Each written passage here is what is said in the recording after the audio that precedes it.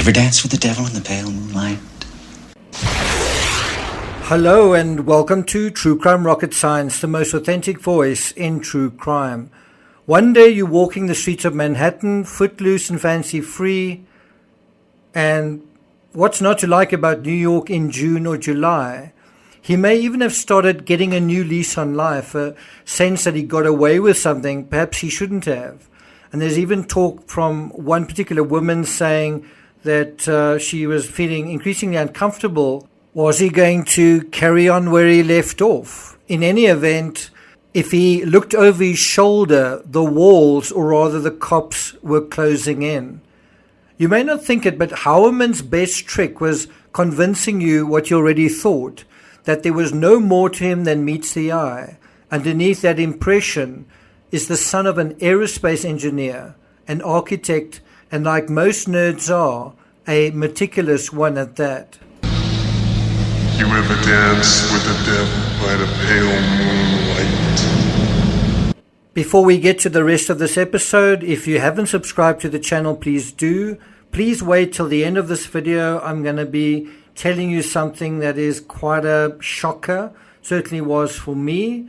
Because remember, I was actually in New York in June and also in April this year. And so I'm going to be sharing something that is going to make sense of the title of this video. If you're enjoying this episode, please like, share, leave a comment, and let's get started. Now, besides his alleged victims who experienced the mask slipping directly in their last impressions of life on this planet, well, so did Howerman's neighbor in Massapequa Park, behind the lines of tightly gridded and neat homes and manicured lawns, was a man still living in the same house he grew up in.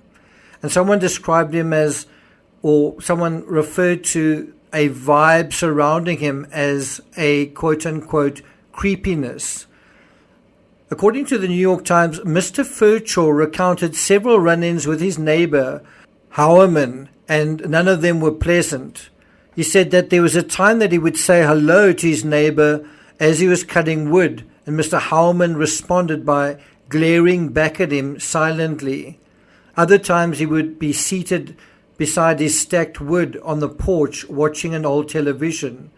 Mike Schmidt, who has lived in the neighborhood for 10 years, has a friend who lives behind Mr. Howerman. This is also according to the New York Times.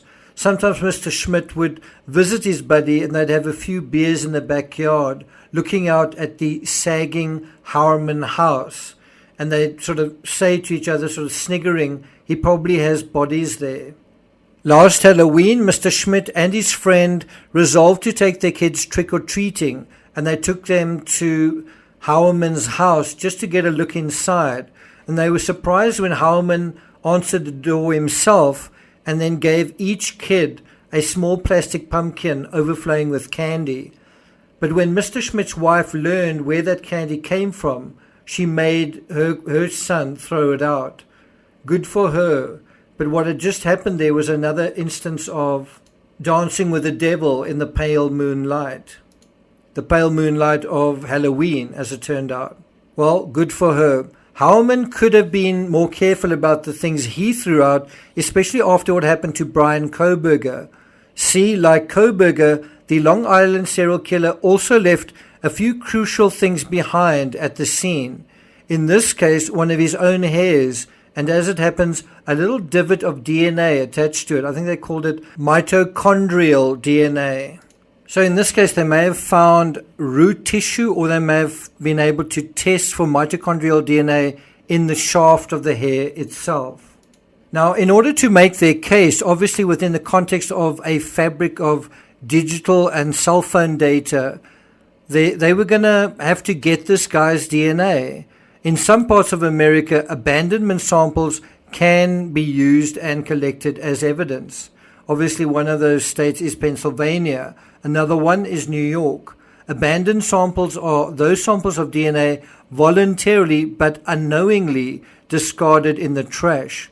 Howerman's Kohberger moment came on Fifth Avenue when he casually tossed a pizza and box into the refuse bin.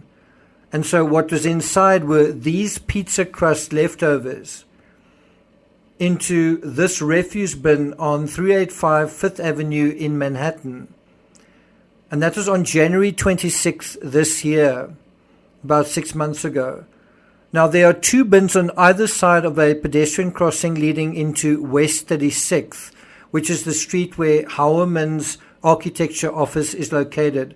I've actually walked down both sides of the street several times.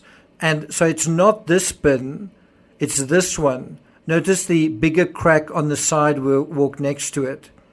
And so what happened is the cops seized the box and they were able to get Hauermann's DNA off one of those pizza crusts he didn't get around to guzzling down.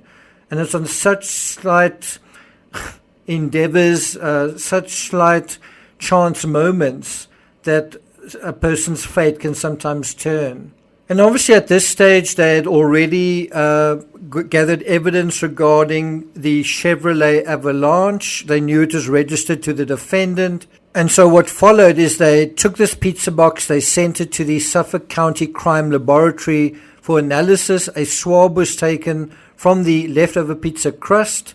And then about 2 months later, on or about March 23rd, the Suffolk County Crime Laboratory sent the swab from the pizza crust abandoned by the defendant to Forensic Laboratory number 2.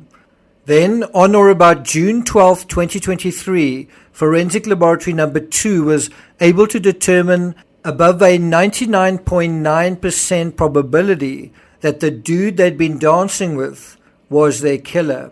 And now for the twist. Are you sure you want to hear this? About 1 week earlier, in other words, a week before the lab positively connected Hauermann, guess where I was? Well, I was staying in a hotel on West 36th Street in Midtown Manhattan. I was coming to the end of a 2-month trip through America. And one day I decided to walk out of my hotel and take my laundry across the road to number 21 West 36th.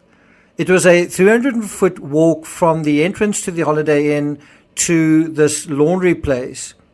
Well, number 21 was also right next door to Hauermann's architecture office at 19 West 36th Street. In the past, the Long Island serial killer had apparently preyed on at least one victim who stayed at a Holiday Inn in New York. Did he ever look across the road at the entrance to this one, the one that I was staying in, or to the nearby Hyatt place and pine for the past?